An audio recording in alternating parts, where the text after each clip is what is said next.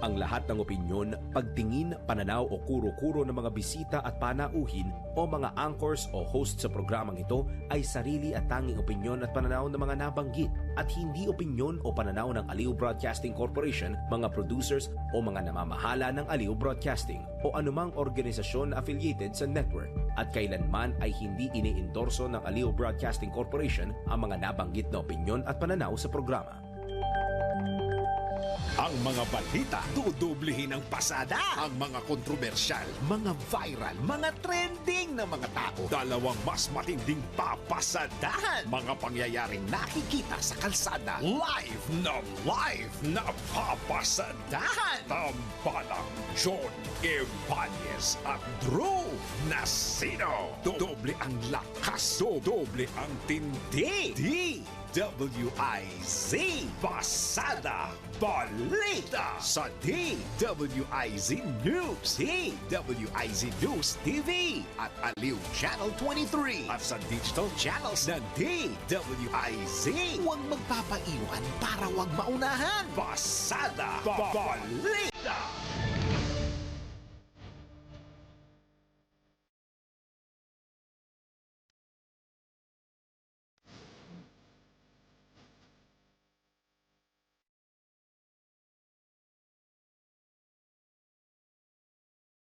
Arito na ang headline sa Pasada Balita ngayong araw ng Biyernes, 27 sa buwan ng Hunyo 2025. Pasada Balita. Ilang OFW sa Israel tumanggi ng magpa-repatriate. Pagbaba sa alert level 2 ng emergency level, pinag-aaralan na. Pasada Balita. Presyo ng mga grocery items pinangangambahang tumaas sa gitna na rin ng big-time oil price hike. Pasada Balita. Mga testigo sa kaso ni dating Pangulong Duterte sa ICC, isa sa ilalim sa Witness Protection Program. Pasada Balita. Sikat na female celebrity idinawit sa grupong sangkot sa kaso ng mga nawawalang sabungero. Pasada Balita. Sa balitang pangkalakalan, target na GDP growth forecast ng Development Coordination Committee ibinaba. Pasada Balita. Sa balita sa ibayong dagat, marijuana bilang recreational drug ipagbabawal muli sa Thailand. Pasada Balita. Sa balitang pampalakasan, Filipino tennis sensation Alex Ayala pasok na sa Eastbourne Open semifinals. Pasada Balita. Sa balitang pangkalusugan, benepisyo ng sibuyas sa katawan, ating alamin. Pasada Balita. At sa balitang showbiz, Brad Pitt. Ano nga yung term na ginagamit nito? Alien! Si Brad Alien Pitt lantarang ibinahagi ang karanasan bilang isang alcoholic. Tampalang John Evanez at Drew Nasino. Pasada Balita.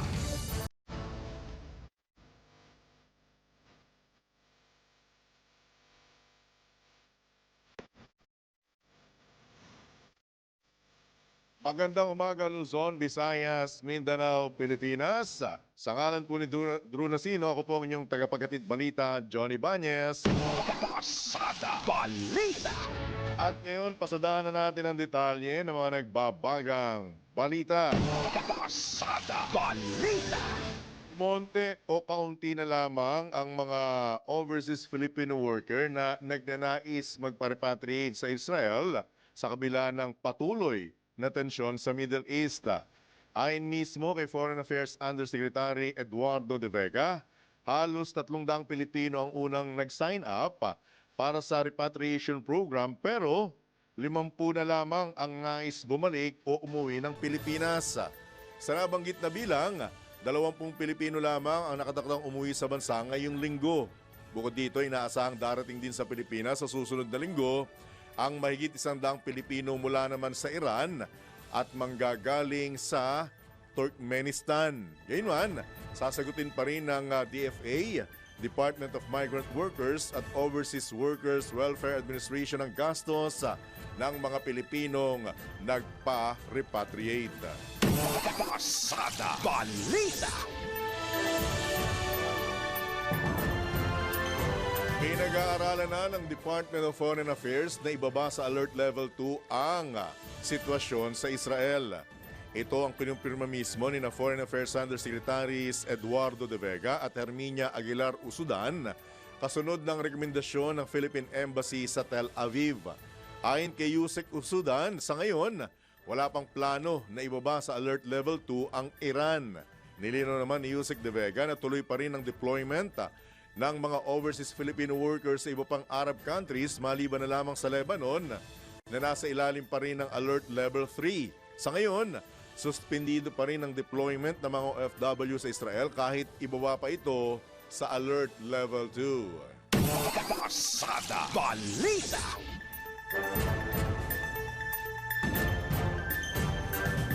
Samantala, two-state solution sa sigalot sa pagitan ng Israel at Palestine, suportado ng Pilipinas ayon mismo sa Malacanang.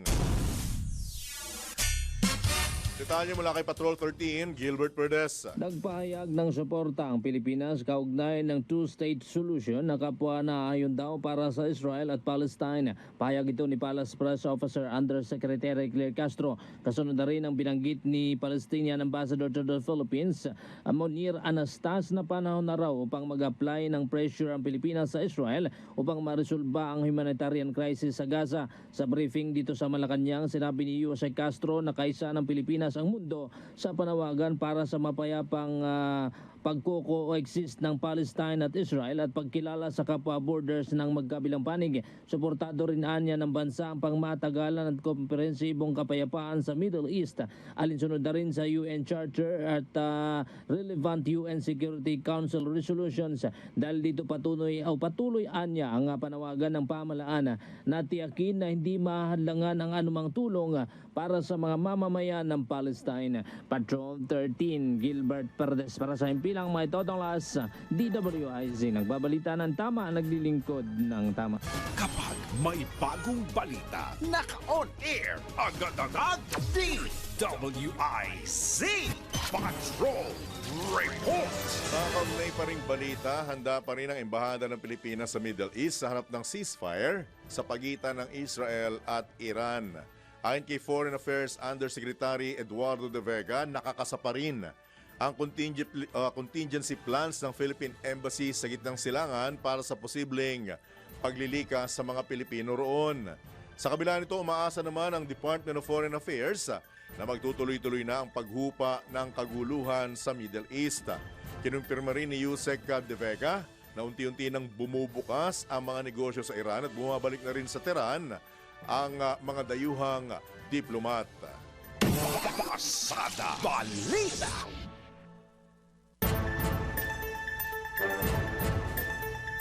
Handa nang bumalik sa negotiating table ang Iran upang makipagtalakayan sa Amerika hinggil sa estado ng gulo sa pagitan nito at ng Israel.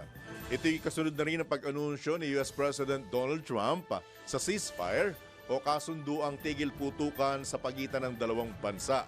Sa panayam ng DWIC, sinabi ni International Policy Expert Renato De Castro na posibleng mapag-usapan sa kanilang pagpupulong ang punot dulo ng issue ng nuclear weapons program ng Iran. Ngayon pag-uusapan nila, siguro unang-una dyan, dapat talagang maging malinaw ang Iran kung ano yung purpose niya sa pag-develop niya ng nuclear energy. Kung civilian ba o peaceful to, or Iran is planning to develop nuclear weapons. Ayun ang pag-uusapan nila ngayon. Binigyang linaw din ni Professor De Castro ang dahilan ng panghihimasok ng Amerika sa issue ng dalawang bansa na layong mapigilan ang posibleng paghaba o paglalapa ng hidwaan. No, kasi pag nag-develop ng nuclear weapons ang Iran, ina-announce naman ng Islamic Republic, no? Gagamitin niya to laban sa Israel, and of course, yung balance of power sa Middle East ma-upset, no? So napapansin mo, tahimik yung mga Arab countries katulad ng Egypt, Saudi Arabia, sabihin na natin Jordan, Qatar, United Arab Emirates, Bahrain, tahimik sila. Nanonood lang sila. Kasi ayaw rin nila mag-develop ng nuclear weapon ang Iran. Ngayon po naman ang tinig ni International Policy Expert at International Studies Professor Renato De Castro sa panayam ng DWIZ.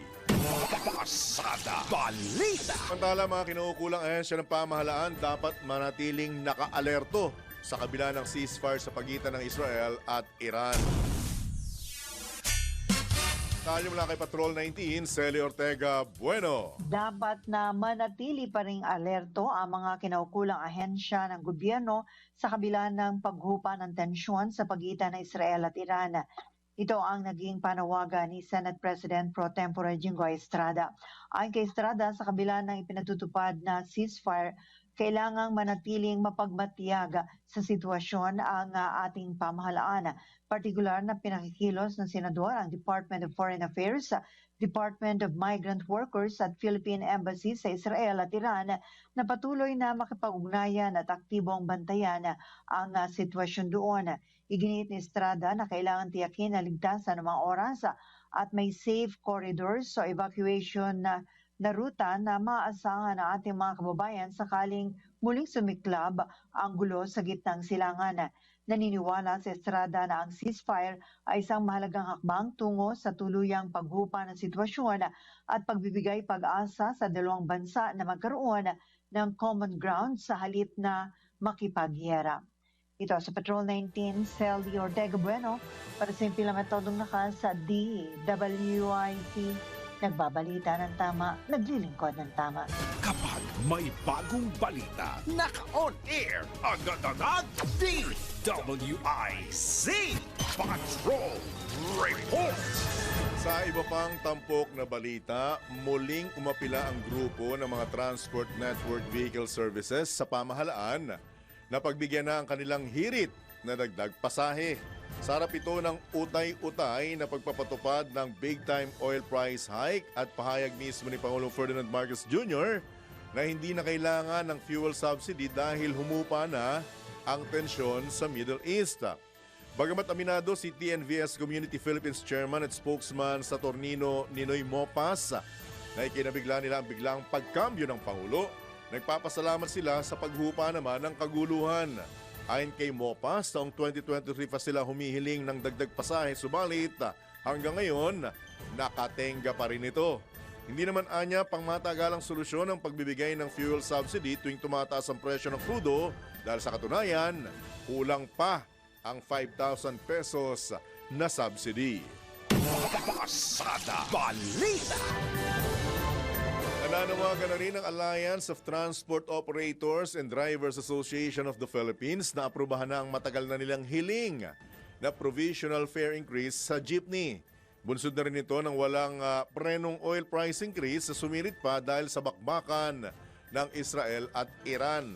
Ayon kay Alto the President Boy Vargas, matagal lang nagpapakahirap ang mga jeepney driver na sa patuloy na pagsirit ng presyo ng krudo habang hinihintay ang desisyon ng pamahalaan sa hiling na dagdag pasahe na 3 taon nang nakatenga.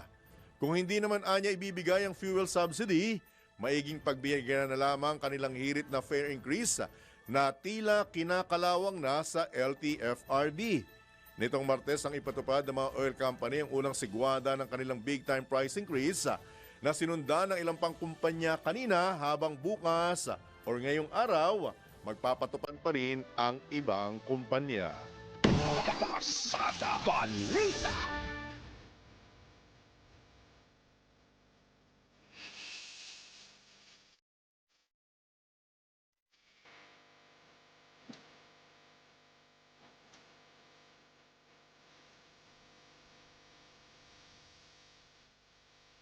Sa oras na 16 na sandali makalipas po ang ika-6 na ng morning. Sa detalye pa rin ng mga balita, tiniyak ng Kamara na maipaprioridad sa pagtawid ng 28th Congress ang pagtugon ng energy sector ng bansa sa epekto ng tensyon sa gitnang silangan dahil sa tumitindig sigalot sa pagitan ng Iran at Israel.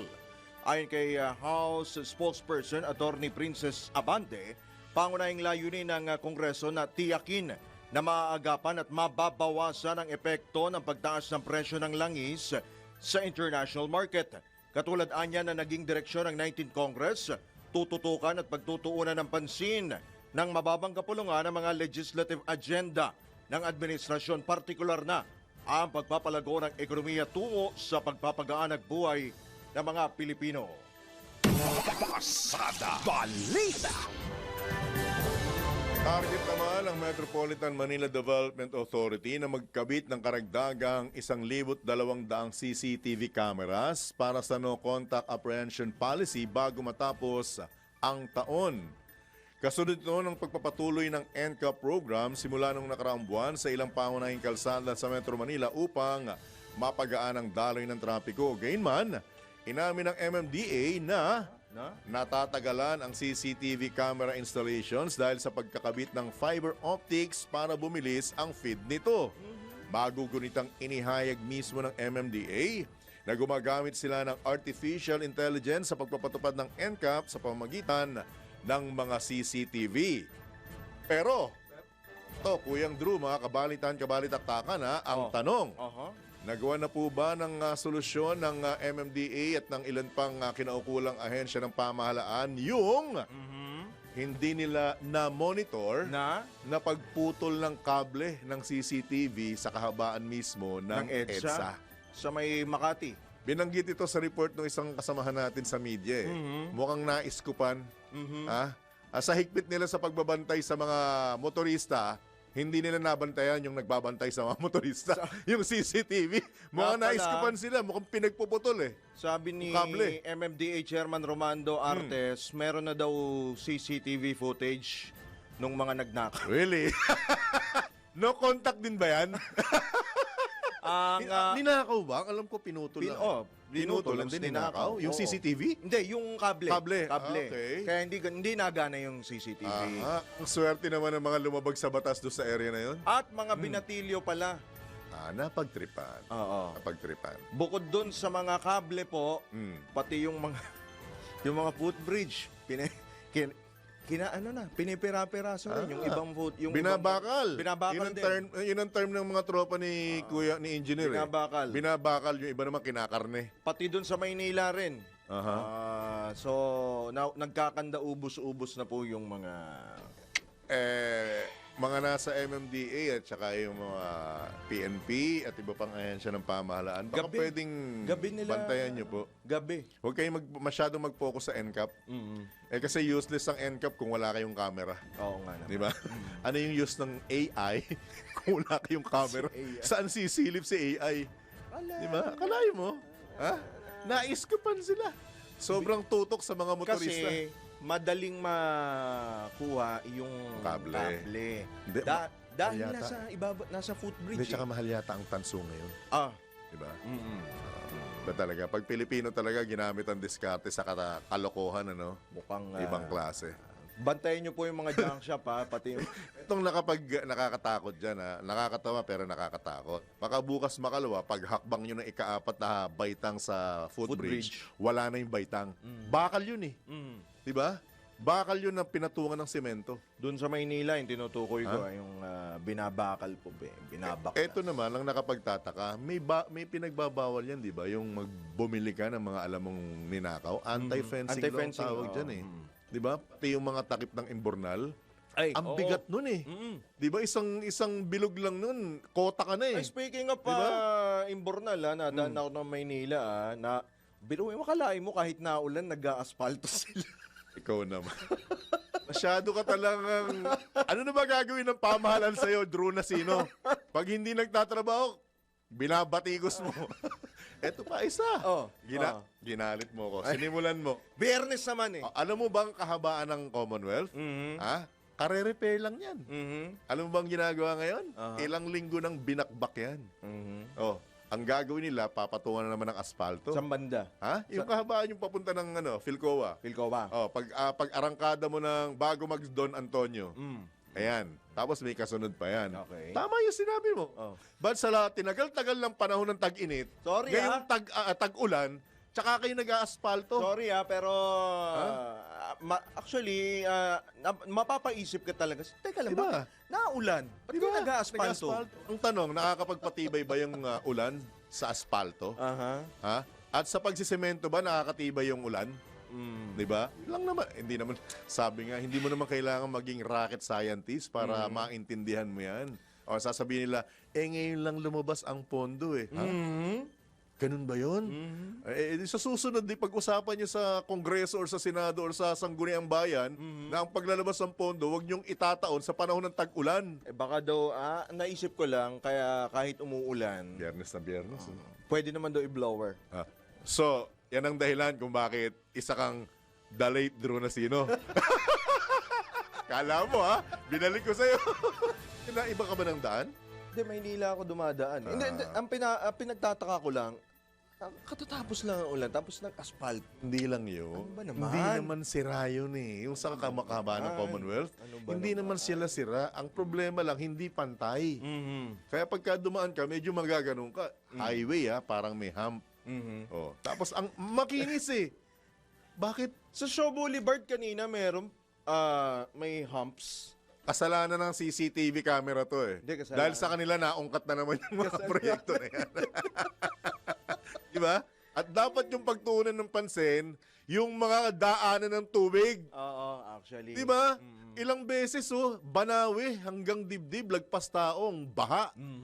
Hindi pa tayo tao, binabaha na yan eh. Taon-taon, ang laki, bilyong piso eh. May Talayan Creek ba? Yan. Di ba? Oo. Bilyong piso ang pondo sa flood control. Bagay, sabi nga, maski ng ibang mga kasamahan natin sa industriya, pag na-perfecto nyo ang flood control program, wala na kayong pondo. Oo nga. Di ba?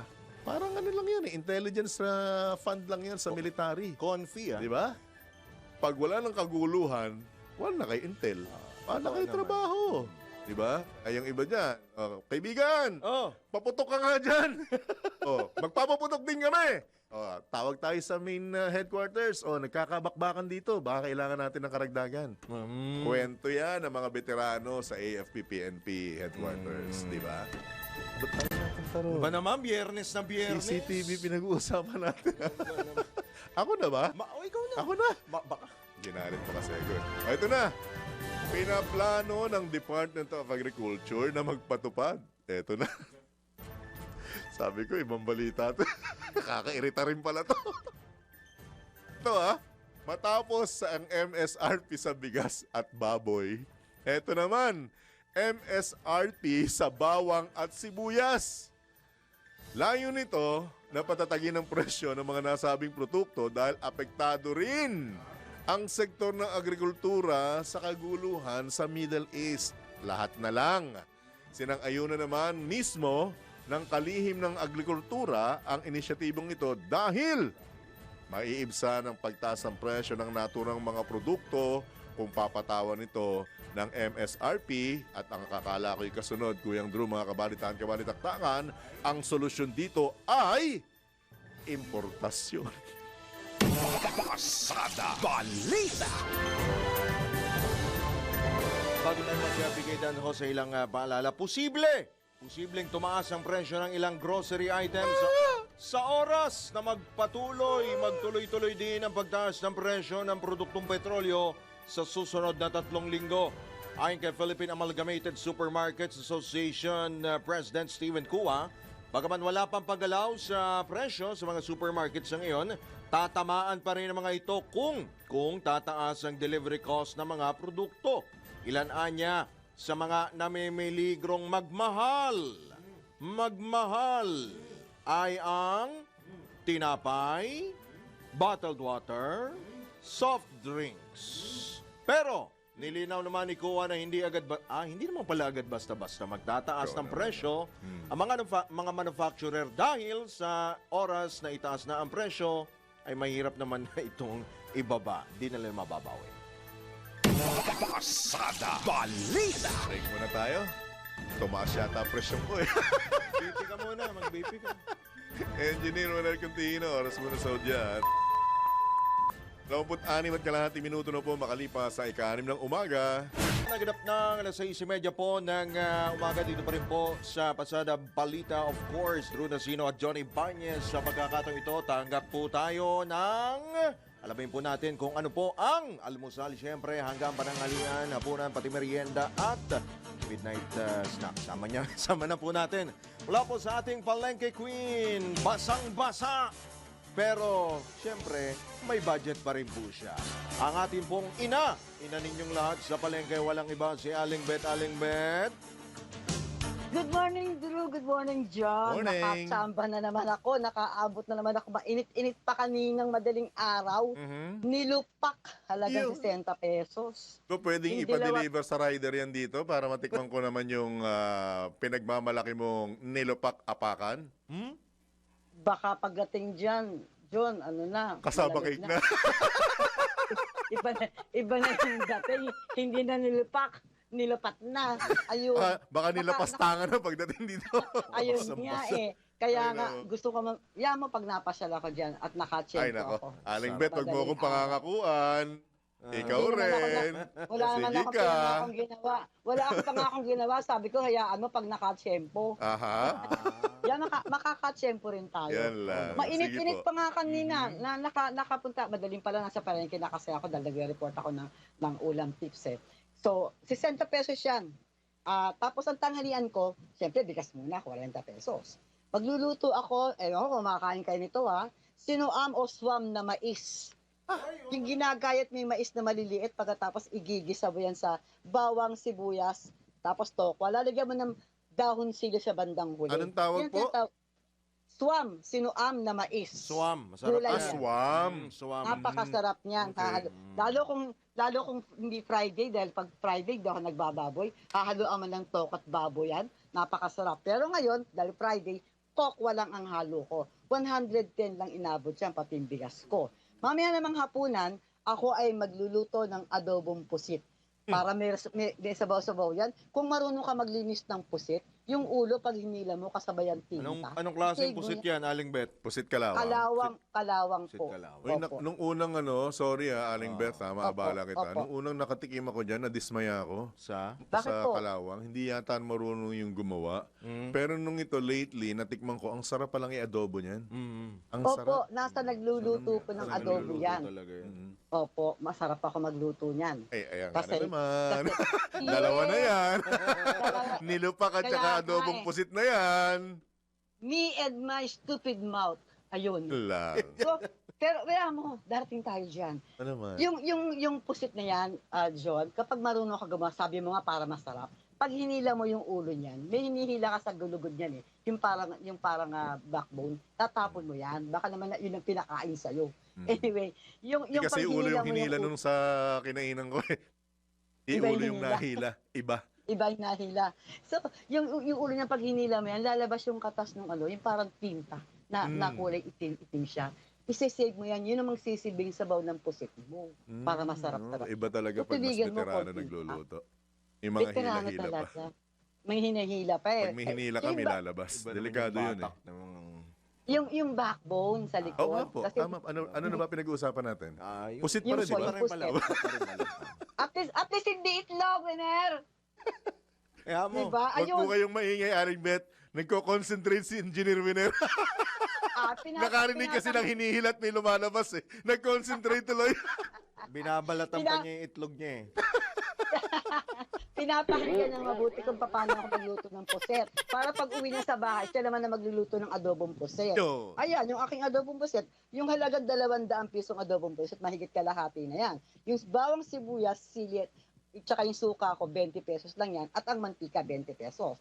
So, total yung 240 lang. So, kung ang almusal ko nilupak, 60. Ang tanghalian ko, 110. At ang hapunan ko, 240. Baka pagtatabi na naman ako ng 50 pesos kasi 450 yung aking budget. Yung 50 pesos na tira, hindi ko ihulog sa alakansya katulad ng ginawa ko. Isasama ko sa budget for another day. Yeah. Ayan.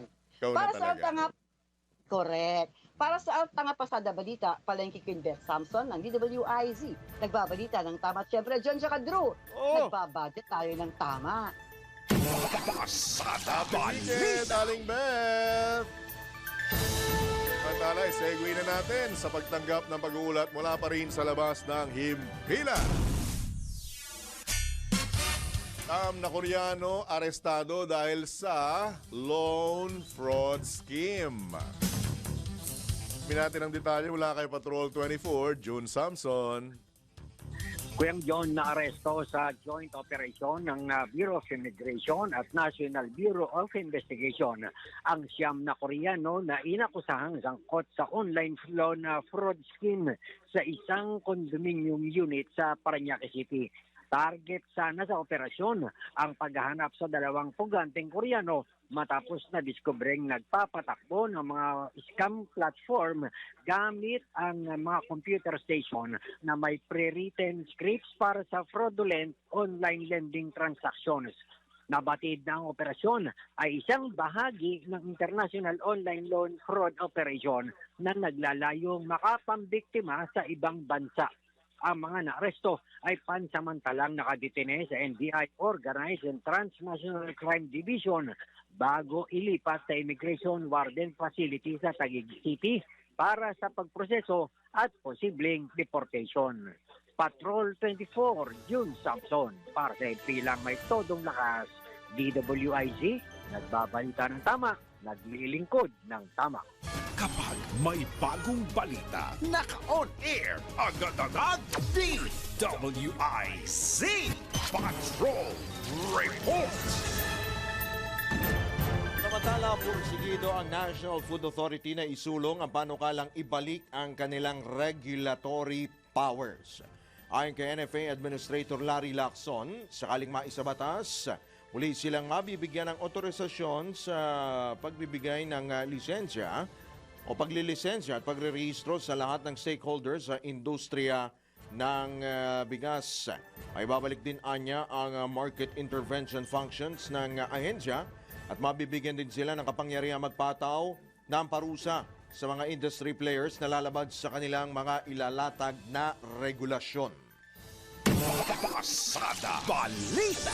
Ibihira ko po itong gagawin, ha? On air, ha? Congressman-elect. Sino? Congressman-elect Marcy Chodoro. Aha. Tinatawagan po namin kayo. Nananawagan po kami. Sagutin niyo po yung telepono niyo. Dahil nag-confirm kayo eh. Baka Di ba? Nag-confirm kayo kahapon eh. Oo nga. Di ba? Anyway, sa kaugnay na balita, tiniyak ng National Food Authority na mayroon itong sapat na supply ng bigas ngayong panahon ng tag-ulan. Ayon kay NFA Administrator Larry Lacson, mas marami ang bigas sa pumapasok sa kanila kaysa sa lumalabas. Kumpiyansa rin ng NFA na walang dapat ikapangamba dahil tinatayang nasa 11 araw pa ang kanilang buffer stock. Sapat din ang buffer stock ng NFA para masustentuhan ang mga programa ng pamahalaan tulad ng 20 pesos kada kilo ng bigas sa mga tinatawag na vulnerable sector. Pasada Balita. Pinumpirma naman ng National Food Authority na lilimitahan na sa 100 sako ng bigas kada magsasaka ang bibilhin tuwing anihan. 100 sako po ng palay. Ayon kay NFA Administrator Larry Lacson, bahagi ito ng bagong patakaran upang matiyak ang maayos at transparent na proseso sa pagbili ng palay at upang maprotekta ng maliliit na magsasaka laban sa mga mapagsamantalang trader. Idinagdag pa ng ahensya na ang limitasyon ay dulot ng kakulangan sa pondo at kapasidad ng mga bodega. Plano rin ng NFA na magrenta ng karagdagang storage facilities upang ma-accommodate ang ani ng mga local farmer. Pasada Balita. Sa detalye ng iba pang headlines, isinailalim na sa Witness Protection Program ng pamahalaan ng 3 o 4 na testigo sa kaso ni dating Pangulong Rodrigo Duterte sa International Criminal Court. Ito mismo ang kinumpirma ni Justice Secretary Jesus Crispin Remulla matapos humiling ang ICC sa pamahalaan na bigyan ng proteksyon ang mga testigo. Subalit nilinaw ng kalihim na hanggang dito sa Pilipinas lamang ang maaaring ibigay na proteksyon at ang ICC na ang bahala kapag dinala ng mga ito o ang mga ito sa nasabing korte. Ayon pa sa kalihim, posible pang madagdagan sa susunod na linggo ang mga witness na ilalagay sa protection program ng pamahalaan. Giit pa ng DOJ na hindi labag sa posisyon ng pamahalaan ang pakikipagtulungan sa ICC. Pasada Balita. Posibleng manatili sa South America o sa isa sa mga bansa sa South America si dating Pangulong Rodrigo Duterte. Sa oras na payagan ng International Criminal Court ang hirit nitong interim release. Ayon kay Justice Secretary Jesus Crispin Remulla, karaniwang inililipat ng ICC sa South America ang mga pansamantalang pinalalayang akusado. Kaya't posibleng doon din mapunta si Duterte taliwas sa pahayag ng abogado ng dating Pangulo na may isang hindi pinangalanang bansa na pumayag ng tumanggap sa kanya habang dinidinig ang kasong crimes against humanity kaugnay ng kampanya kontra illegal na droga. Pasada Balita.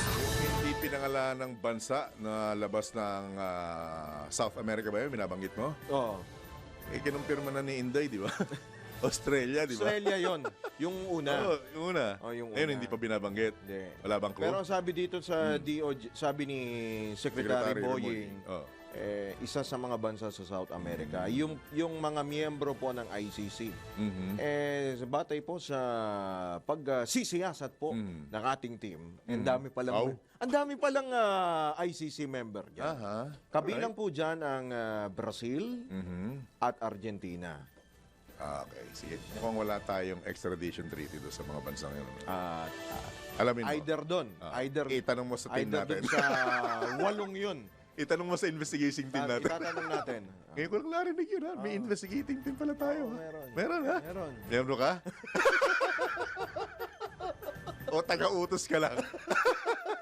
At sa kaugnay na balita, ito, pakinggan nyo itong maigi, ha? Hindi po sa amin galing ito, ha? Makinig po kayong maigi, mga taga-tagig! Lumutang ang pangalan ni Senator Alan Peter Cayetano bilang isa sa mga posibleng maging kapwa-akusado ni dating Pangulong Duterte sa kinakaharap nito sa International Criminal Court. Ito naman ang kinumpirma mismo ni Attorney Cristina Conti, Assistant to the Counsel ng ICC at abogado ng mga biktima ng war on drugs. Bukod kay Senator Cayetano, naniniwala si Attorney Conti na maaaring isyuhan din ng warrant of arrest si Senator Ronald De La Rosa at 4 pang mataas o dating mataas na opisyal o police official. Malimit mabanggit itong si Senator Bato de la Rosa. In fact, dito sa mga huling mga dokumento, nandiyan na naman yung pangalan niya kasama ng Senator Alan Cayetano na bilang mga associates niya.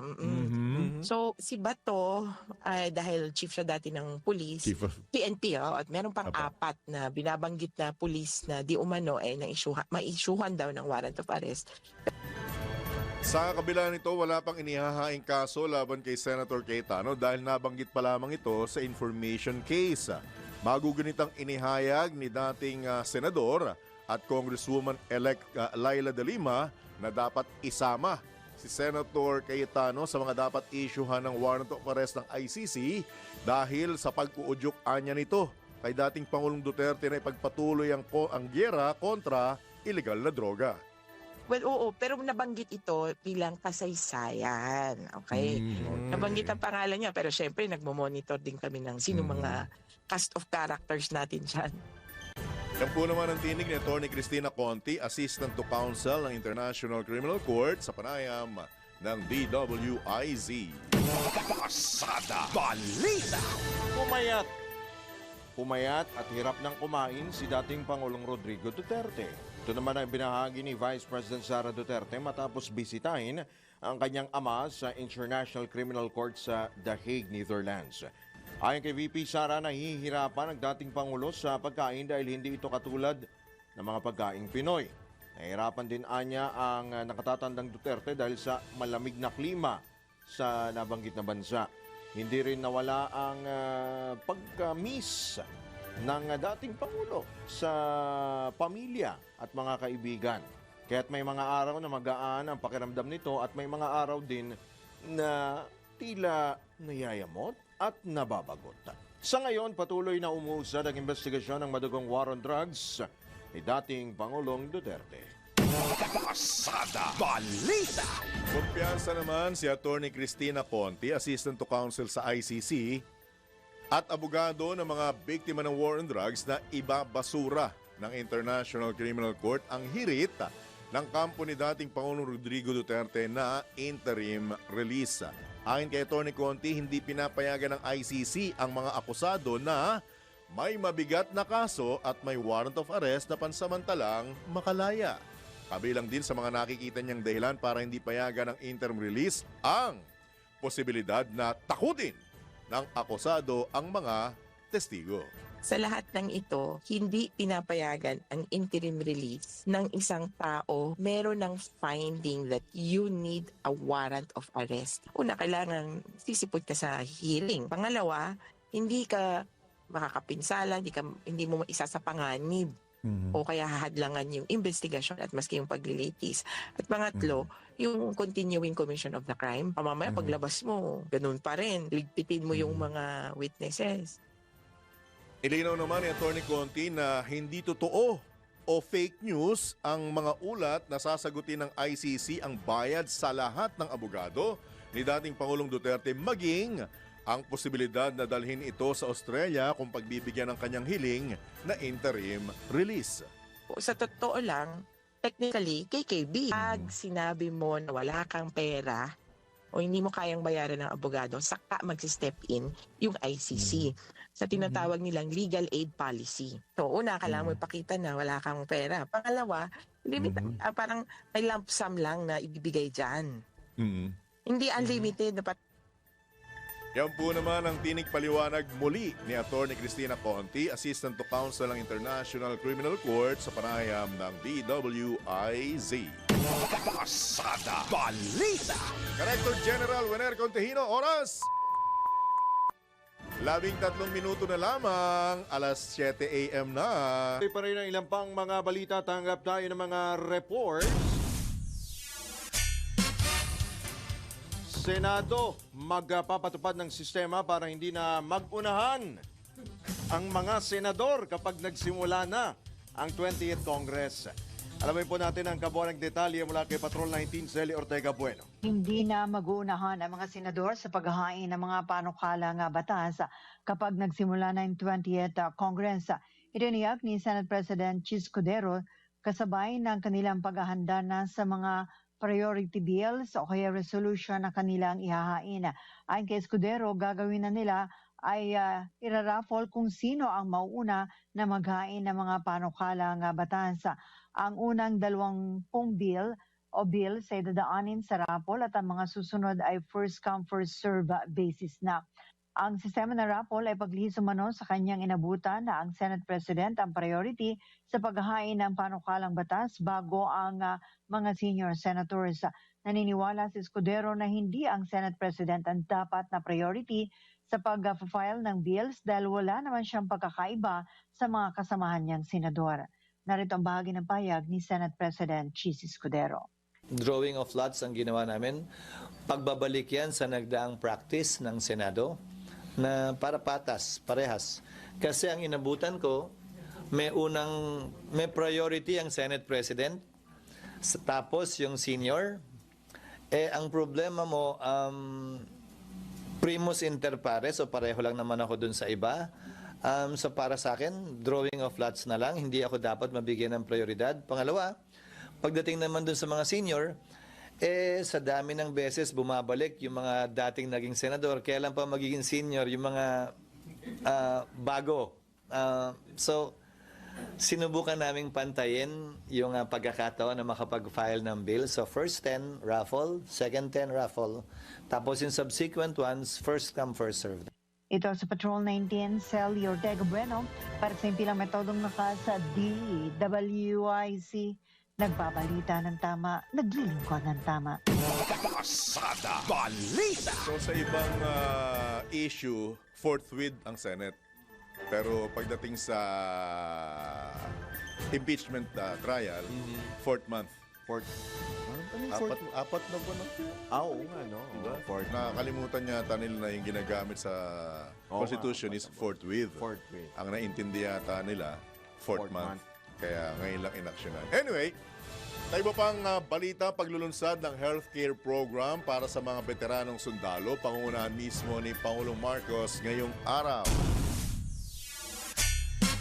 detalye nagbabalik Patrol 13, Gilbert Perdes. Tutulak patungong Lipa sa Batangas ngayong umaga si Pangulong Ferdinand Marcos Jr. Ito'y para sa paglulunsan ng programang may kinalaman sa kapakanan ng mga veteranong sundalo at kanilang mga pamilya. Ito ay ang gagawing inaugurasyon ng Veterans Access to Lifetime Optimized Healthcare Clinic o yung tinaguriang Valor Clinic. Ang nabanggit na klinika ay nakatuon sa pagtatatag ng mga klinika sa mga pasilidad ng militar upang mapalawak ang saklaw ng mga serbisyong medikal para sa mga kwalipikadong benepisyaryo. Ang nasabing hakbang ay alinsunod sa pagnanais ng Pangulo na iangat at paghusayin pa ang mga serbisyong pangkalusugan para sa mga veterano, mga retiradong kawal ng AFP at kanilang mga pamilya. Patrol 13, Gilbert Perdes para sa Himpilang May Todong Laas, DWIC. Nagbabalita ng tama, naglilingkod ng tama. Kapag may bagong balita, naka-on air, agad-agad, DWIC Patrol Report. Sa iba pa ring tampok na balita, isang sikat na babaeng celebrity ang dawit sa mga o sa kaso ng mga nawawalang sabongero. Naumabot na ho sa 100. Ito ang ibinunyag ni alias Totoy at sinabing isa sa mga alpha member ang naturang celebrity at na nakapaloob ang pangalan sa kanyang isusumiting affidavit sa mga otoridad. Ayon kay Totoy, sinasabing bahagi rin ang celebrity sa inner circle ng sindikato o tinatawag po na insider at aktibo rin ang partisipasyon nito sa grupo. Nakahanda na niya ang kanyang affidavit at isusumite ito kapag nakumpleto na ang mga kinakailangang ebidensya at mahanap ang mga taong magpapatunay sa mga paratang ng testigo. Pasada Balita. Ibig mo sabihin, bukod doon sa sinasabing ibinaon sa talba yon, Oo. umaabot na sa 100 yung nawawalang sabongero Yun ang sabi ni Totoy. ni alias Totoy. Alias Totoy. Dami na yan, ha? Anyway, sa kaugnay pong balita, ibinabala ni Justice Secretary Jesus Crispin Rimulya na posibleng malaki ang hawak na pera ng mastermind sa pagkawala ng mga sabongero dahil sinasabing naiimpluwensya nito maging ang Korte ng Pilipinas. Ayon sa kalihim, malaking hamon ito sa kanila dahil ang perang kinikita mula sa isabong nakakapasok na sa judiciary. Dagdag pa ni Secretary Rimulya na posibleng sangkot din ng ilang pulis, opisyal ng pamahalaan at ilang individual mula sa Visayas Region. Dahil dito, nakikipag-ugnayan na ang kalihim kay Supreme Court Chief Justice Alexander Gesmundo upang malutas ang nasabing kaso. Kaugnay nito, humihingi na ng tulong ang pamahalaan sa Japanese government para sa mga kagamitan ng kaugnay sa retrieval operations para sa mga nawawalang sabongero. Tiniyak naman ng DOJ na patuloy ang kanilang investigasyon hinggil sa naturang kaso at poprotektahan ito ang mga witness. Pasada Balita. Tiniyak naman ng Philippine National Police na kakasuhan ang sinumang sangkot sa pagkawala ng 34 na mga sabongero, sibilyan man o may mataas na katungkulan sa PNP. Ito'y matapos ibunyag ng isa sa mga akusado at testigo na si alias Totoy na may ilang opisyal ng PNP ang sangkot sa pagkawala ng mga sabongero. Ayon kay PNP spokesperson Brigadier General Jean Fardo, hihintayin pa nila ang buong salaysay ni alias Totoy para sa mas masusing investigasyon. Idinagdag pa ng tagapagsalita ng Pambansa Pulisya na bukas din ang kanilang hanay na magbigay ng security assistance sa posibleng state witness at nakahanda rin silang makipagtulungan para sa tuluyang ikalulutas ng kaso. Pasada Balita. Curious lang ako, Kuyang Drew, with your indulgence, mga kabalitan, kabalitaktakan, saan ba involve yung mga sabongero na yan? Sa isabong ba o doon sa mismong live na sabong sa mga sabungan? Yun ang dapat maging malinaw. Oh, kasi kung isabong yan, alam ko legit naman yun di ba? Nung panahon na yun. Aha. Oo. Yun ba hindi na? Di ba hindi na? Hindi na ba? Hindi na. Sorry hindi ako updated. Hindi na pala legal ang isabong? Oo, di ba pinatigil na yung isabong? Eh, yung pitmaster, ano yun? Ha? Iba pa yun? Ay, ano yun? Yun yung legit na ano talaga. Na sabong. Sabong talaga. Di ba?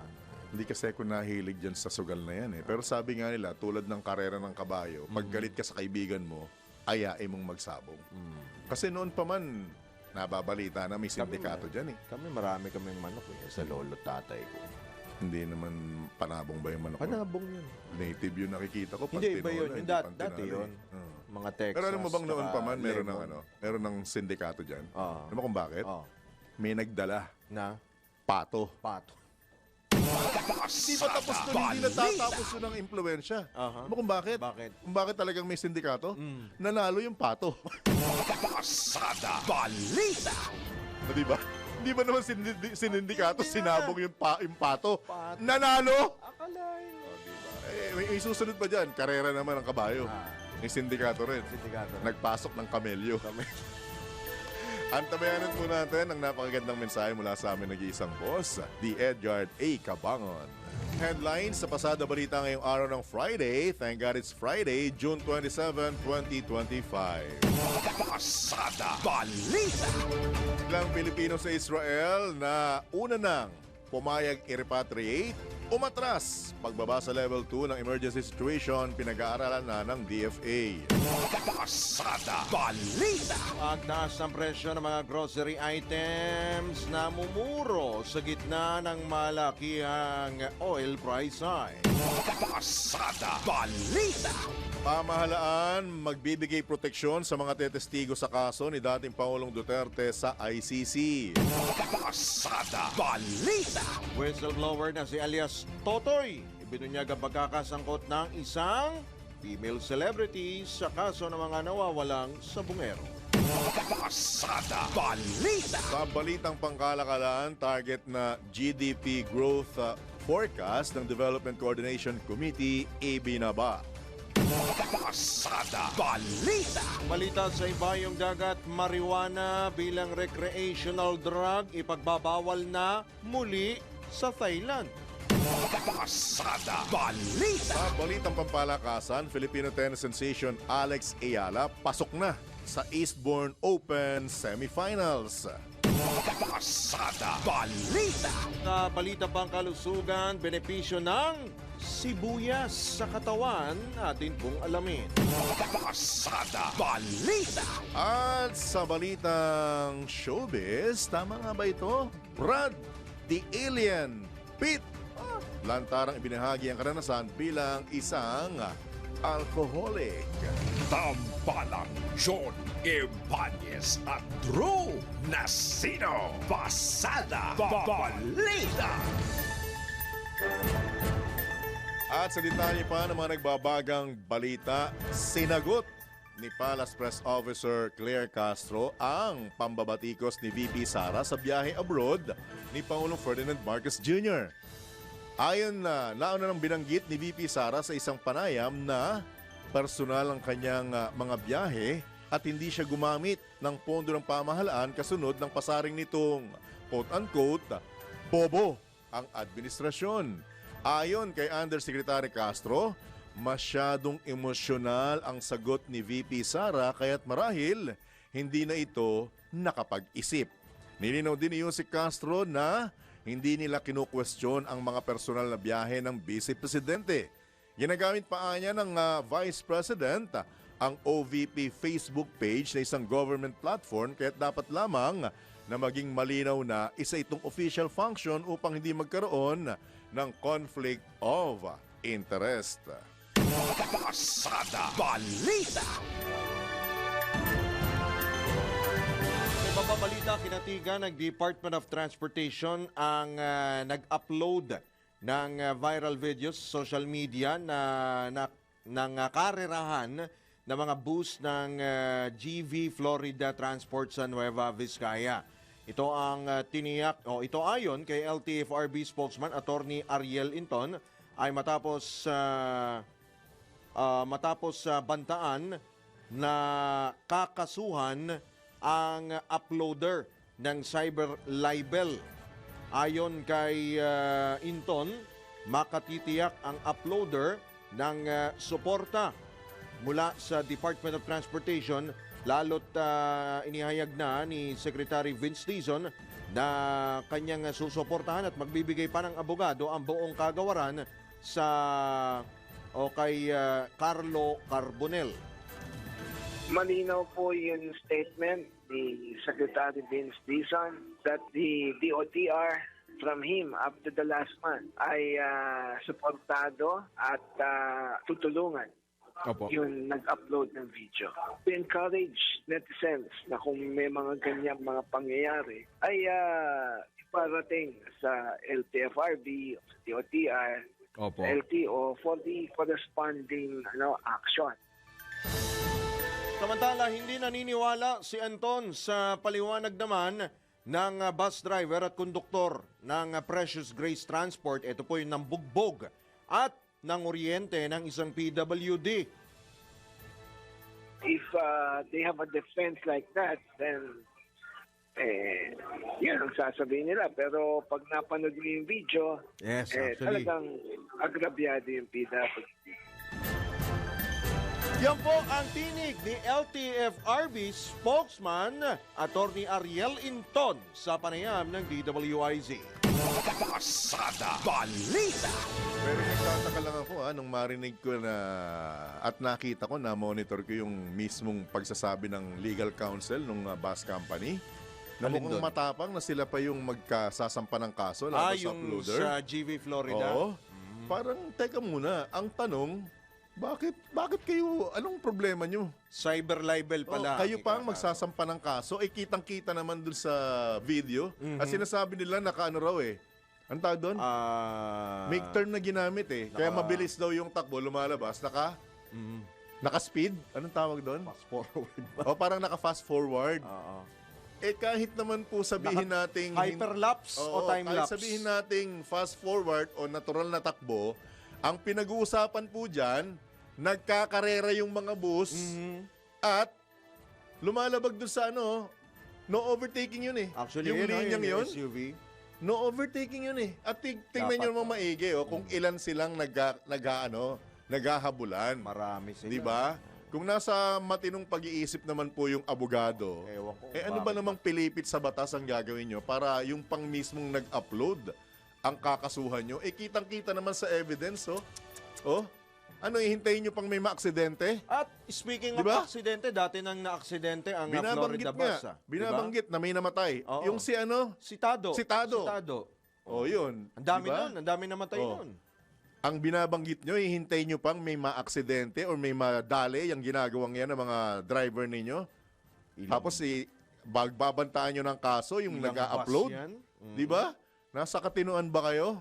Di ba? Pero solid Diba? naman po ang suporta ng DOTR. Yan lang ang gusto kong panindigan. Na panindigan nila hanggang dulo. Kasi anong mangyayari? Matatakot ang netizen na magbigay ng mag-upload ng video kasi may nakaambang demanda Di ba? Anyway, Cyber live. pinainit nyo na naman ang ulo ko. Anyway, sige kuya, pakiyan naman ng... Dito muna tayo. Punta naman tayo sa matamis. Usapang Usapang media. media. Media Betis. Pero tingnan natin kung ano nga ho ba magiging epekto po nitong pamemeste ng insekto yan dyan po sa Negros Island region sa sektor po sa atin pong sugar industry. Nasa kabilang linya po ang Sugar Regulatory Administration sa katawan po ni Administrator Pablo Luis Ascona. Magandang umaga po, Administrator. Welcome po muli sa DWIZ LU Channel 23. Drew Nasino po at John Ibanez. Morning po, Admin Ascona. Good morning po, Sir John and Sir Drew. Alright, maraming salamat sa pagkakataon po. Sa inyo pong ipinaunlak po na oras po sa amin. Admin, ano na ho ba ang update dyan po sa mga tubuhan na napepeste? At balita po namin mukhang lumalawak na po itong pinsalang idinudulot po ng mga pesteng yan. Yes po, sir. Yung testing yan, yung first na na-evaluate po natin dito sa Negros is nung May, tinamaan niya po mga 87 hectares. So in about 1 month's time po, sa ngayon po, nasa 2,000 hectares na po siya. Wow. So we already have a little over, lumampas ng 1,000 po na farmers yung affected sa ngayon po. Ilang porsyento po ang saklaw nito sa kabuuan ng Negros Island na taniman ng tubo, Admin Ascona? Sa ngayon po sir, di pa siya umabot ng 1% po. Kasi yung okay. Negros is actually ito po yung puso po ng sugarcane, ng sugar production po natin, sugarcane production po sa buong Pilipinas. Nasa 250,000 hectares po yung Negros. Alright, so masasabi bang alarming na o ano na ang estado nitong pamemesting ito, Admin Ascona po? Alarming po siya, sir. Kasi po, ang bilis, no? In 1 month, it was able to cover mga 2,000 hectares. Kaya nga po, meron na po tayong interagency task force between the government agencies po na nandito sa Negros. SRA yung lead agency, kasama po yung DA, at saka yung mga provincial agencies and other national agencies po. So, very alarming po siya. Yung biggest fear po natin is mga 65% po kasi ng production ng buong Pilipinas ay galing Negros. So, Aray. pag hindi po siya naayos, may chance po na malaki yung epekto sa atin. Po. Ano pong nagiging hadlang, Admin Ascona, para hindi po agad or tuluyang mapuksa itong pananamantala o itong pananalasa ng pesting ito, sir? Okay, sa ngayon po sir, yung immediate na quick response po natin ay is through chemical pesticides po. Ito po yung pinakamabilis. So kami po sa SRA, meron tayong quick response fund, no? So ini-exhaust po natin 'yan. Meron naman po tayong nakastock na pesticides just in case na may mga ganitong mangyari. So hindi pa naman na-exhaust 'yun, pero papunta na tayo doon. Po. Meron po tayong additional funding po galing DA, and yung isa po na last time na hinihingi po namin sa province, sana po mag-declare po sila ng state of urgency para po yung procurement process natin, police natin. Although sa ngayon po yung ginagawa ng province, iniwan po niya sa mga affected LGUs. Kasi po sa ngayon mga nasa 13 to 15 LGUs yung affected. So actually hindi pa siya umabot ng half, no, of the province. Kaso po tumawid na po siya, merong affected may affected na mga lugar na po sa Panay, which is in Iloilo and Capiz, and nasa Mabinay na po siya, so that's already Negros Oriental. So yung kabilisan po kasi ng paglawak nito is dulot sa harvest season po kasi nung tumama siya. Oo, so yung mga, at saka meron na pong maraming mga sugar mills na sumara. So yung mga farmers po natin, tumatakbo na po sila sa daan papuntang north. Naghahanap po ng sugar mill na bukas. So yung spread po biglang bumilis actually. So yung pong hindi po ba alam ng provincial na ganyan na po ang epekto para ipaubaya lamang sa mga LGU itong insidenteng ito, knowing na mabilis po yung pagkalat ng mga peste, Admin? Well, mahirap po sabihin, no? I cannot talk for the governor. Pero yung worry lang po namin sa SRA is yung ekonomiya po ng province is based on sugar production. So siguro iniisip nila, since medyo nasa ano pa lang siya, nasa central papuntang north, parang dyan lang yung peste sa ngayon. So baka hindi pa po at an alarming ano para sa kanila po. Hindi pa sila na-alarma nun. I cannot speak for the governor. Pero ano naman siya, the governor, I think, is also a sugar farmer. So alam naman niya yung situation, I'm sure. Okay. Alright. Admin, gaano na, sa katumbas na halaga, gaano ho kalaki ang yung pinsala po nito pong, tama ba? Red stripe soft scale insect, RSSI. Gaano na ho kalaki yung halaga? Meron na ano na ho ba natin na compute na ho ba natin para po sa kaukulan pong tulong po doon sa mga apektadong magsasaka na rin? Okay, yung 2,000 hectares kasi hindi naman lahat severe, no? But we'll take the worst case scenario na lang para madaling ikwenta po.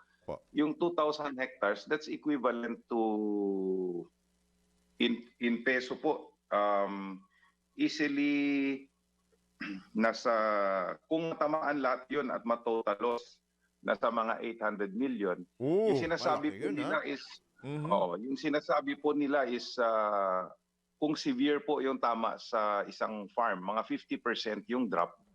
So, kung severe po yan, mga 400 million siguro po in terms of peso, yung mawawala po sa mga farmers natin. Hindi po biro yan sa mga magsasaka natin sa tubuhan, Admin Ascona. So, Yes po. ano pa po ang kulang? Kasi base po dito sa binabasa kong balita, mukhang wala pang emergency permit para sa sugarcane pesticides. Ano po itong hinihintay na ito, Admin Ascona? Okay. Yung sa SRA po kasi, sir, since GOCC po tayo, yung procurement process po natin, there's really a process, no? So, on our side, as fast as pwede namin gawin, nasa pre-bidding pa lang po yung mga bulk purchases natin. So, yung inuubos po natin yung sa Quick Response Fund. Okay.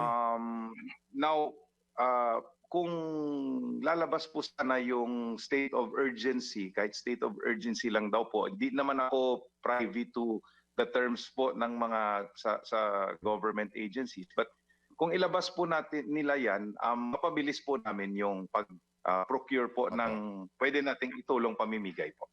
So, in short, Admin Ascona, tali ang kamay ninyo para agarang mapuksa itong pamimesting ito ng mga RSSI. Tama po ba yung term na yon, Admin?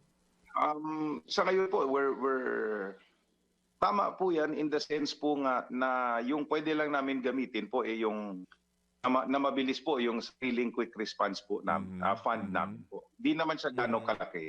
May assistance po tayong 10 million galing DA. Oo, galing DA. Ngayon po, buong 10 million po yun is pesticides.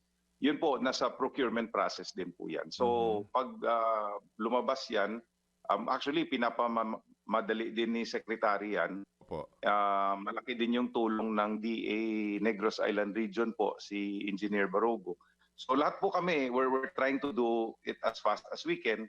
Yung isa pong ginagawa po natin na massive na is nagsasuggest po tayo sa farmers and tinutulungan po natin yung farmers to do kung ano yung proper po to deal with it. Yung mga kalawakan man po medyo kaya naman nila yung expense. Yung problema talaga po is yung maliliit na farmers po na talagang kailangan tulungan. Sila po ang pinakamatinding na apektuhan. Speaking of epekto, binabanggit mo na rin, Admin, dahil talagang meron niyang maglalatay yan sa sugar industry. Yung sa production ba natin, yung sa volume ba natin, posibleng bumaba dahil dyan sa epekto ng RSSI, yan pong peste na yan? Yes po, sir. Sa ngayon po, kasi itong year na to patapos na, linampasan po natin yung production natin last year. No? Constant growth. Constant growth kasi po yung production natin sa asukal for the last 3 years under the administration of President Marcos. Pataas po ng pataas. Ito po another hurdle po para sa amin. And yun lang po yung nakakatakot kasi dito siya tumama sa kung saan talaga yung bulk ng production natin. And hopefully ma-contain natin. Baka po hindi natin ma-totally eradicate, pero dapat po ma-contain and control po natin. Yung long-term solutions po kasi nito is aparasitoid, meron pong mga insects din na kumakain nito.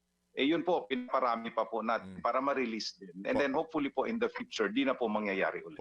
Admin, sorry pero first time lang po bang naranasan ito ng Negros, itong ganitong lawak ng pamemeste? Yes po, sir. Yung pesting ito, nakita po ng SRA, yung SRA po nakadiscover nito sa Northern Luzon. Hindi po siya local hindi siya galing Pilipinas. So siguro sumama sa mga na-import na Yun lang ang sugar malungkot. cane po. Apo, admin, sumama sa na-import? Posible? Hindi, sumama po siya sa na-import na sugarcane, most probably, or other plants. No? Di pa natin alam kung ano pa yung ibang plants na pwedeng... Galing Luzon? Oo, hindi, nasa Luzon po siya. 2022 pa po. And then, di po natin siya kilala. So, pina-identify. Yung naka-identify po niyan is South Korea. Then we learned po na yung malaking tinatamaan po nito is... matagal na pala siya sa Egypt and other countries. So, tayo po sa SRA, wala namang kaming in-import po na varieties ng sugarcane. So, from 22 to 25, na-contain po siya sa areas in Luzon. So, nag-learn na po yung farmer how to deal with it. And then, biglang tumawid sa Negros So, yun yung mga hadlang sa ngayon na ginagawa natin is, for the future po, we will make sure na walang tumatawid-tawid po na mga tanim na hindi po inspected talaga. Ano po ito? Partikular lang sa tubo, admin? Walang ibang halaman o tanim na dinadali to? Yes, sa ngayon po yung identified is talaga sugarcane lang po yung talagang where it lives, no? Yung binabahayan niya talaga sugarcane. Chine-check din po namin yung rice and corn kung andun din po siya pero parang wala pa kaming nakita. But yun yung scary part. Alright. So ano pala to ha? Baka nanawa sa mga tubo sa Luzon kaya nagpunta ng Negros. Bumiyahe Nagsolo Opo. Yun po, yun yung meron na po tayong steps doon. Approved na po ng SRA board na yung especially planting materials, kasi yun lang naman po yung tumatawid usually, yung mga bagong varieties, planting materials, na pinapadala po natin to other places. So dapat siguraduhin po na wala po. And may controls. Admin, sorry last na lang to, promise. Wala bang anggulo ng sabotahe na kayo nakikita? So far wala naman po. Usually po kasi yung lahat na involved sa sugarcane industry po, alam naman po nila na yung namumuhay po sa sugar industry mahigit sa 5 million people po. So hindi po siya ganun. I don't know kung may taong kaya ng konsensya na ganun kalaki yung isabotahe mo. But I'm sure hindi naman po. But meron lang talaga kasi most of the time yung mga farmers natin kulang sa planting materials. So bumibili sila, siniship. Yun yung mga dapat natin titingnan po. Pero hindi ho ba magtataas ang presyo ng sukal? Admin, wala ba itong epekto? Actually po, the last 2 or 3 years, naging stable na talaga yung supply, yung demand natin stable. Yung nangyayari po, yung farm gate and mill gate prices po have been very stable. That's why makikita po natin lumalawak din po yung taniman ng tubo nationwide. And most especially po yung retail prices po natin talagang bumaba pa nga ng konti. So yung parati kong sinasabi na dapat po isipin yung sugarcane farmer po is a retail consumer din po si sugarcane farmer. So talagang gusto natin hindi tataas yung price. Alright, admin sa inyo pong pagkakataon, baka may karagdagan pa po kayo mensahe or panawagan sa atin po mga kababayan. Go ahead, sir. Okay, on the brighter side po, meron na po tayong na-record na lumampas na po ng 100 hectares yung makonsider natin na controlled yung pesting ito and growing din po yung numbers noon. So para sa mga kababayan po natin, sapat po yung supply natin ng asukal, raw sugar, refined sugar. And na-maintain na po natin yung price nito for the last 3 years and continuing po yung mga programa ng SRA to ensure po na sapat parati yung supply and stable yung price po natin.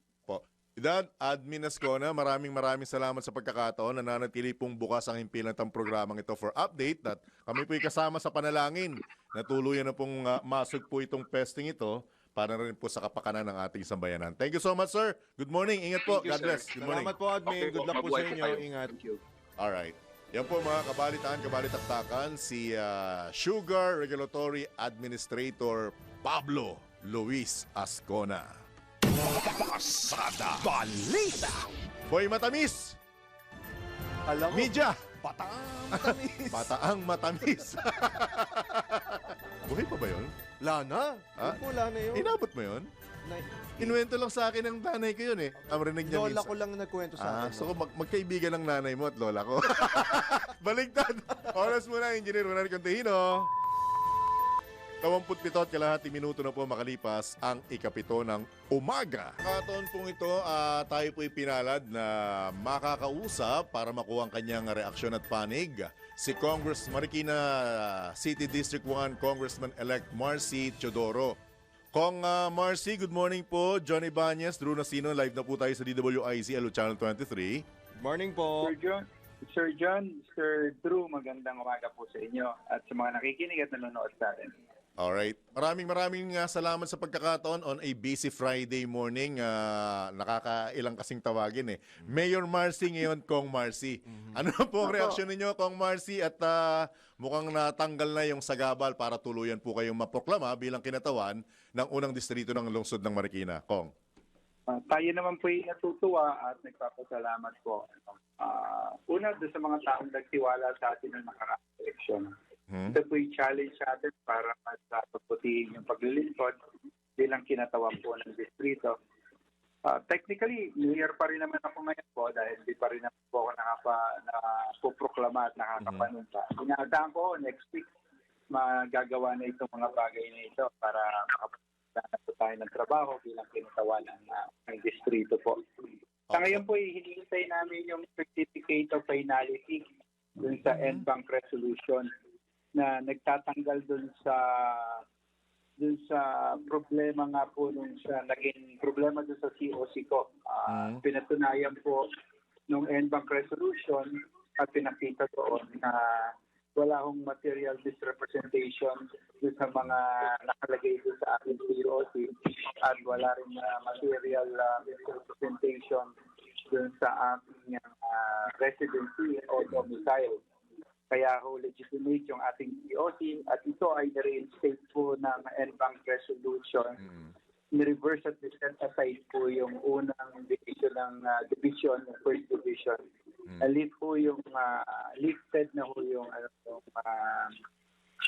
suspension din po sa proclamation natin. Kaya po tulad ng sinabi niyo po, yung mga balakid na yun wala na. Hinihintay lang po natin yung certificate of finality. At kung wala po namang TRO o injunction from the Supreme Court, ay makakapana po tayo at makakapag-assume ng office. Binabanggit nyo po sa inyong ikangay panig, move on na tayo. I-move on ko lang ng konti. Malapit na po ang opening ng 20th Congress. Ano po ang mga pangunahing panukala or hakbang na gagawin nyo bilang balik congressman, Kong Marcy? Yung healthcare po natin, kailangan talaga palakasin natin. Si Congresswoman Maan Teodoro po, yung ating mayor po ngayon ng Marikina, pero kung isang panukala, lakihan yung bed capacity po ng Abang Rodriguez Medical Center. Ito po yung tanging hospital na malaki sa medical center, managed po by DOH na nasa Marikina. Hindi lang naman ho mga taga-Marikina lang ang nagpupunta rito. Pati bahagi ng Rizal po ay dito rin po nagpapagamot. Yun nga lang ho, limitado po yung kanilang bed capacity. 500 bed capacity. Si Congresswoman po ay nakapagpasa ng panukala at naging batas po, na-increase po ito to 1,000 bed capacity. Malaking bagay po ito sa mga kababayan natin na kailangan ng medical na atensyon. Pero ito po isang unfunded mandate. Ang ibig sabihin po para sa mga kababayan natin na sa batas na nga, pero wala pa ho yung kaukulang budget o pondo. Ito po yung isang bagay na gusto natin pagsikapan para sa ganun po. Ay mas marami pong matulungan yung ating hospital dito at mapabuti po yung servisyo. Natatakot po kasi ibang magpagamot dahil maraming mga kulang na gamit at isa na doktor ay kulang din. Yun po. Unfunded mandate, gusto gusto natin mapunduhan po ng tama ito. Actually, may mas... Pangalawa po, yung ating flood control or mitigation project po. Tingin ko kailangan pong makipagpatuloy ito through a multi-year program, funding program. Right. At isa pa po, mapalakas po natin sana yung Magna Carta for our barangay health workers. Siyempre, pati yung Magna Carta natin para dun sa small, medium enterprises. Kabuhayan din. Kalusugan at kabuhayan po ang ating tinitingnan na mahalagang bagay na maisulong at makatulong sa ating mga kababayan po. Alright. Marcy, ayaw mo na naming kumustahin pero hindi raw titigil yung nakalaban mo. Aapela pa daw Aapela sa pa. Korte punta pa sa Korte Suprema, akyat pa daw. Opo. Nagkausap na ba kayo? Hindi pa. Hindi kami nagkakausap. Naririnig ko lang yung mga sinasabi nga sa balita. Inaasahan ko naman yun dahil abogado yung kalabang ko. Alam naman niya yung mga legal Handa naman po kayo doon, Pong. At tayo naman, nung simula pa lang, alam natin yung mga ganitong bagay ay dadalhin hanggang sa Korte Suprema. Pero magandang simula na rin naman ito para sa atin kasi meron tayong favorable decision from the COMELEC Bank at sinasabi nga nila na walang material misrepresentation tayo sa ating voter registration. Nakalagay doon na tama, accurate, conditional at making good faith lahat ang informasyon na naroon. Kasi yung pagkukwestiyon sa ating residency, naging malinaw naman ito na ang resident sa election law, ang ibig sabihin ay domicile. May mga pamantayan na ilagay doon halimbawa yung actual bodily presence sa locality, yung intention to remain, yung animus manendi, animus non reversendi. Itong mga ito naman na-comply naman natin. Ayon doon sa NBank resolution. Kung dadalhin ito sa Supreme Court, ano naman to, TRO o hihingin kung merong grade abuse dun sa decision ng COMELEC, pipignan nilang mabuti.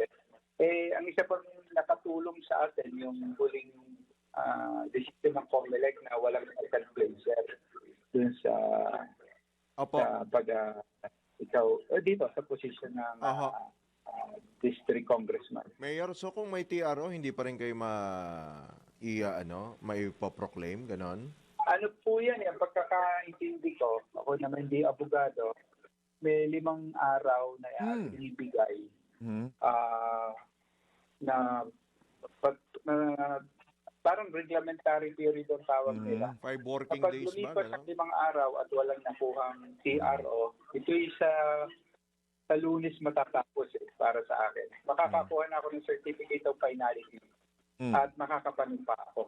Kung sa loob ng panahon na nabanggit ay hindi makakakuha ng TRO.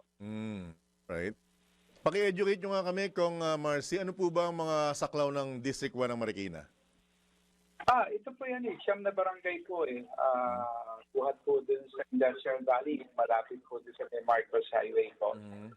Yung barangay ho ng Kalumpang, San Roque, ito po yung mga matatandang lugar na po sa Marikina. Yung barangay Industrial Valley po, yung nakikita po natin dun sa Marcos Bridge, mga 1978 pa lang po siya nakikita. Papuntang Barangka? Ako po galing San Roque Barangka po. Tanyong?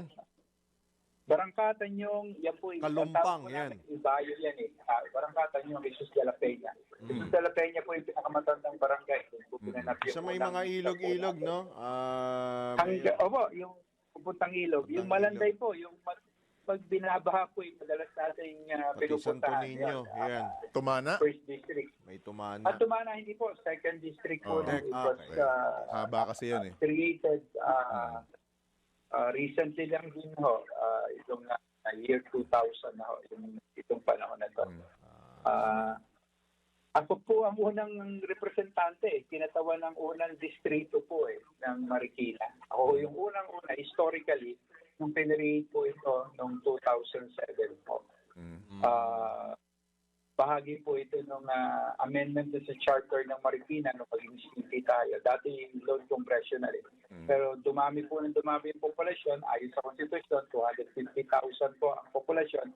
Entitled ka na to district representation. So, lumaki ho ng konti yung populasyon ng Marikina.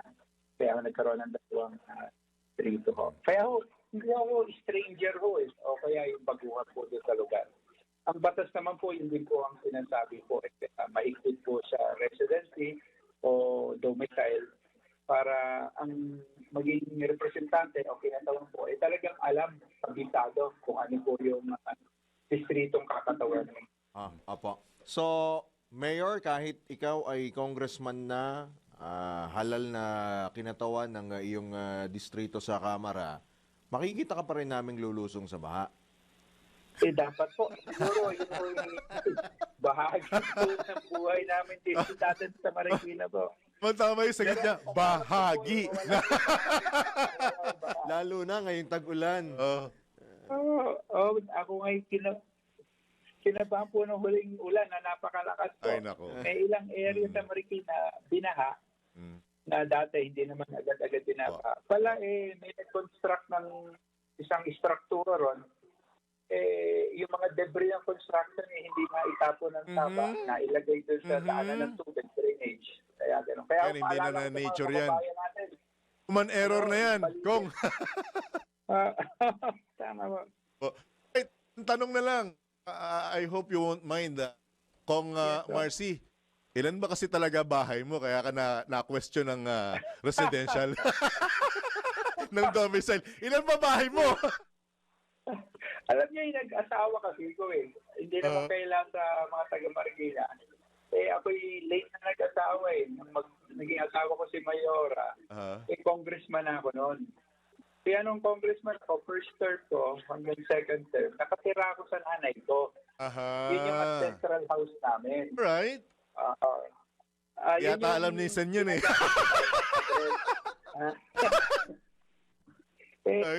Pinaalis na ako ng nanay ko doon sa bahay ko. Kaya nagkaroon kami ng bahay ni Congresswoman. Dito nga, yun nga yung naging issue. Apo. Ito kaya yung mga nakita nilang, yung binigay na ebidensya ng nagreklamo, yun yung address na ginagamit ko pag may mga, alimbawa, pleadings na sinasabit sa korte, o merong hearing. Siyempre, mailing address eh. So, hindi naman ibig sabihin sa batas, yun ang domicile mo. Ako naman ang nagbabayad doon sa kuryente doon sa bahay na matanda namin. Nakikita naman ako ron. Nandun yung mga kapitbahay ko. Kaya, nabigyan pa na ng mali siya, Kong Marcy. May mga nagmarites pala, kaya pala eh. Anyway, bago ka namin pakawalan, baka lang makalimutan ko, Kong Marcy, ha? Ako po'y likas na taga Marikina. At kaibigan at kababatat, itinuturing ko na rin pong kapatid si Cecil Villanueva. Kaya nga si Cecil. So pumapayat na yata si Cecil. Isusumbong ko kayo, baka nakamonitor nyo yun. Anyway, Kong, congratulations. Nasa inyo pong pagkakataon. Baka may karagdagan pa po kayong mensahe sa ating po mga kababayan dyan. Kapwa taga Marikina. Go ahead, sir. Papasalamat ako, Drew, Sir Jan, dun sa pagkakataon na ito. Totoo, matagal ako hindi nagsalita talaga. Para hinintay ko nga yung decision ng public agenda. Para sana po, hindi naman po ito tungkol sa akin lang o sa isang kandidato. Ito po tungkol sa isang distrito, mga tao, nakakatawanin po. Kaya ito panalo po ng mga tao po, hindi naman panalo ko lamang po ito. Demokrasya po ito. At ako naman po gumagalang sa proseso.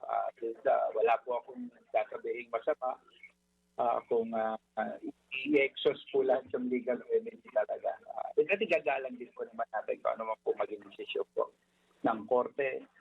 Pero sana po, sabi nga nila, Suprema Lex, the Supreme Law is the will of the people. Sana igalang din po nag-decision na po naman ng tao itong nakaraang election. Right. At Congressman Marcy, maraming salamat sa pagkakataon. Mananatili pong bukas ang impilan ng programang ito for update kung meron man po sa inyong hangin. Thank you, sir. Good morning. Pag tinatawag Good luck. Congressman, hindi ako sanay eh. Hayaan mo kung mayor. Ingat po. Salamat. Ingat po. Salamat. Thank you, sir. Ingat po, ingat. Po mga kabalitan, kawalitaktakan, si Kong Mayor. Lulusong pa daw siya sa baha. Ay, dapat lang, di ba? Si Congressman-elect ng 1st District ng Marikina City, Marcy Chodoro. Pasada Ito, Balita. walang question dito. Sigurado yan. Supreme Master! Mener Cantina, oras yan!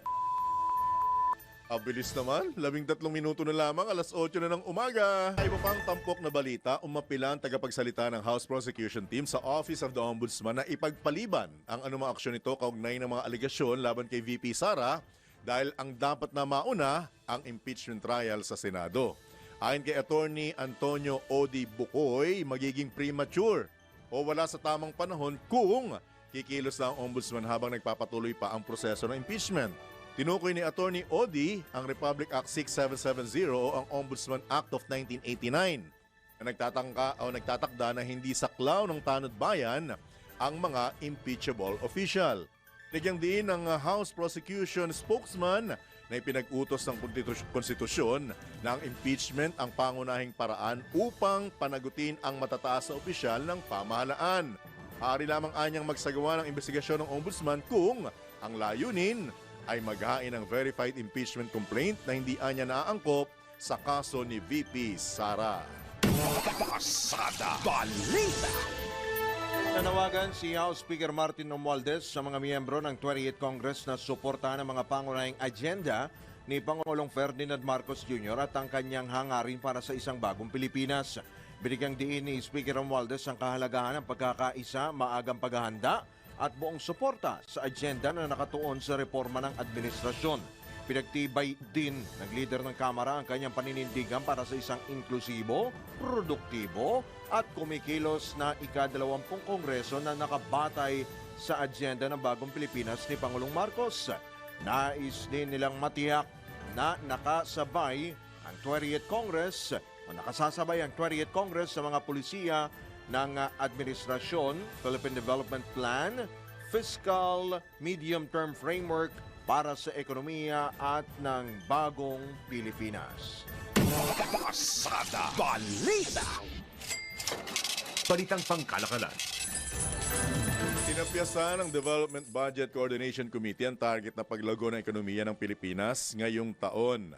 Ayon sa DBCC, mula sa dating 6 hanggang 8% na gross domestic product growth forecast ngayong 2025, ibinaba ito sa pagitan ng 5.5 hanggang 6.5%.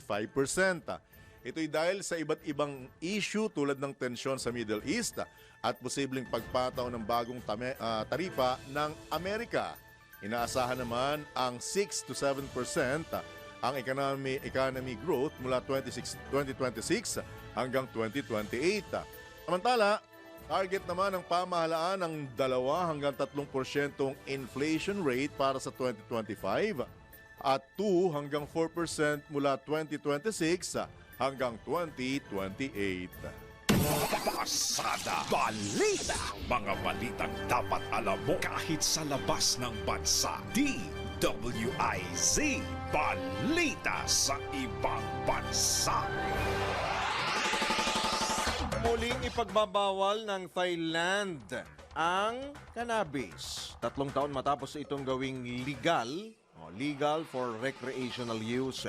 Ang desisyon ay kasunod na rin ng pagkalas ng Boom Jai Thai Party na pangunahing supporter ng legalisasyon ng medical marijuana at for recreational use mula sa koalisyon ng Thai government. Kaugnay nito, naglabas na ng kautusan ang Thai Ministry of Health na nagbabawal sa pagbebenta ng marijuana para sa recreational use at tanging mga may reseta ng doktor lamang ang makabibili nito. Una nang umusbong ang libo-libong tindahan ang cannabis, lalo na sa mga sikat na lugar ng gawin itong legal sa Thailand. Pasada Balita. Sa mundo ng palakasan, ang latest malalaman sa DWIZ Sports News. Latest mula sa sports mula kay Bossing Ian Articona. Good morning, Boss Jan at Boss Drew! Happy Friday! Kaya naman narito na aking latest sports update. Pasok na si Filipina tennis sensation Alex Iala sa semis ng Eastbourne Open. Ito'y matapos pataubin ni Iala ang number 42 sa Women's Tennis Association ranking na si Diana Yastremska mula sa Ukraine sa score na 6-1 at 6-2 sa quarterfinals ng nasabing torneo. Sunod na harapin ng Filipina tennis sensation si Varvara Gracheva mula sa France. At yan ang aking sports news. Ian Articona, nagbabalik ng tama, naglilingkod ng tama. Pasada Balita. Balitang pangkalusugan. Kung kayo po ay marunong magluto o mahilig po sa pagkain Pilipino, tiyak na pamilyar po kayo sa sibuyas. Siyempre naman sa amin pala. umay na kami sa National Onion Day po ngayon. Talaga? National Kaya Onion naman Day pala ngayon. Right? Sa amin Kaya ka pala na late? Sa amin kasi, hindi naman Onion Day lang. Araw-araw. Yun lang. Anyway. At eto nga pong sibuyas, karaniwang itong sangkap sa mga masasarap po nating ulam, kagaya po sa bistek ni Aling Beth Samson. Pero pamilyar ka rin ba sa mga benepisyong hatid nito? Ang sibuyas po ay nagtataglay ng quercetin na nakatutulong sa pagkontrol po ng blood sugar. Ayon sa mga eksperto, mayroon itong antioxidant compounds at tumutulong para makaiwas sa cancer at diabetes. Suportado rin ang iba't ibang pag-aaral ang mabuting kakayahan nito na pababain ang tsansa na magkasakit sa puso. Likas na mayaman din ang sibuyas sa prebiotics na nakatutulong para sa ating pong digestive health, para po sa ating panunaw. Kaya naman tamang-tama na madalas itong gamitin bilang sangkap nga po sa mga pangunahing putahe po. At dahil sa sibuyas, makasisiguro po na ang inyo pong ulam ay hindi lamang po basta masarap, masustansya pa, pero bago po ninyo lutuin, tiyak po muna kayo ay iiyak.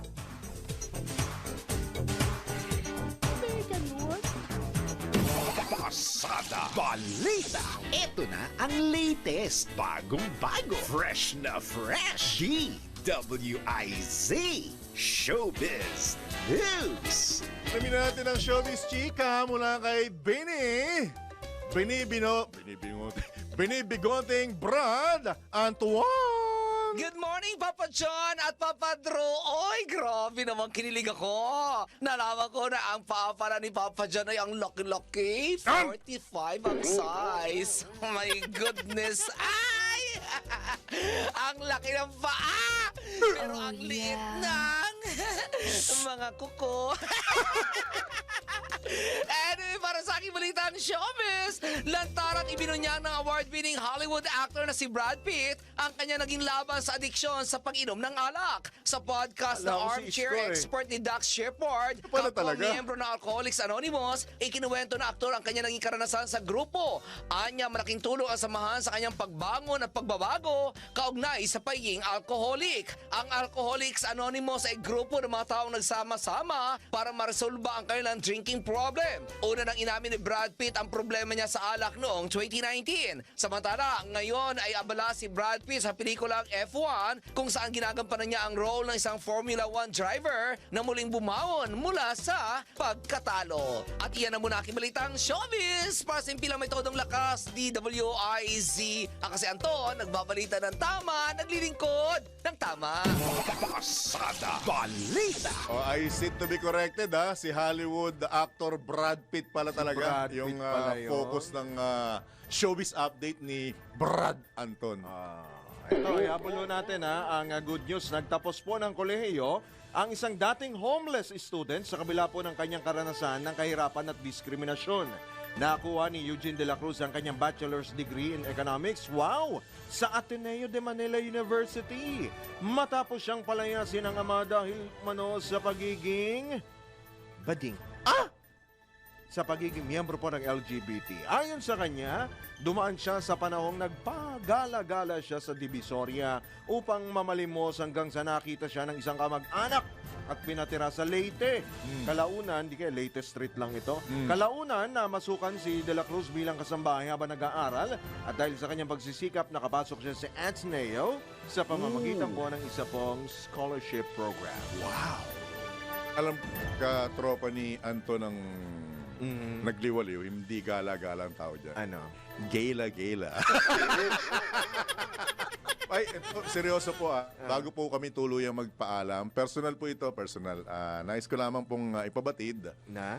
sa lahat po ng mga nakakakilala, mga nakasama, mga kaibigan, kababata, kamag-anak, at maging sa mga nakakasigalot na ngayong araw po, binabanggit ng FB o Facebook, Na? birthday po Nino? ni Undersecretary Claire Castro. Hello! Yuse Claire! Happy birthday! Happy birthday, Yuse Claire. Di lang po napasama sa presko ni VP Sara yung greetings niya. Sa susunod na taon na lang daw niya kayo babatiin. Happy birthday, Yuse Claire! More years to come. Para sa nagdiriwang ng kanilang kaarawan, happy birthday! Habol po! Sek! Yuse Claire Castro! Enjoy your senior years! Nawa ay lumigaya ka. At sumayin niyo po ang Friday edition ng inyong nag-iisang Pasada Balita. Dito lamang yan sa DWIZ, nagbabalita ng tama. Naglilingkod ng tama. Kami po ang inyong naging kabalitaan at kabalitaktakan, Johnny Banez. At Drew Nasino. Huwag po ninyong kakalimutan ano naman po ang mangyari. Mahal ko po kayo. Oh yeah. Oh yeah. Oh yeah. Oh yeah. Susunod na, Karambona, oras! Kalahating minuto na po, makalipas ang alas 8 ng umaga. Happy weekend! Trulili! Ay, maulan, Ang mga balita, dudublihin ang pasada. Ang mga kontrobersyal, mga viral,